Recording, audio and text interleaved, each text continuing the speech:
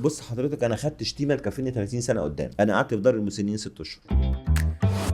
محمود عامر يتزوج في سن 69 بحثا عن الترند. ترند ايه؟ وانا شوف عملت شايف ده حاجه؟ أنا ظلم يعني؟ انا ده طبعا كده ظلم يعني باين. كده داسوا على كل التاريخ والتعب بص والشقة بص حضرتك، انا خدت شتيمه تكفيني 30 سنه قدام، والناس ما تعرفش، يعني ما تعرفش كواليس المواضيع ولا الحكايه. ده هي المساله كده ولعت ما في كنتش ثانيه. قاصد. دليل ايه؟ ان انا عازم 65 واحد. دايما لما يبقى فيه اي موضوع دايما يجيبوا العيب على الراجل. طيب الجواز الجديد اللي عمل قلق ده قصة حب؟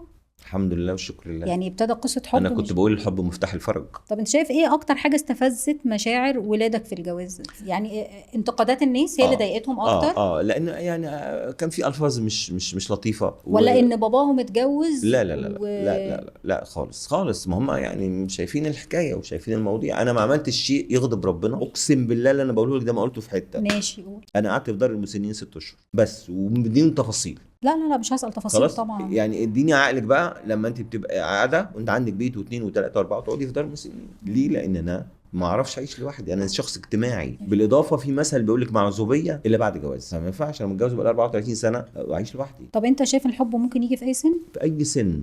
عندك استعداد تبقى اب؟ طبعا ان شاء الله قريبا باذن الله ان ان شاء شاء الله. الله.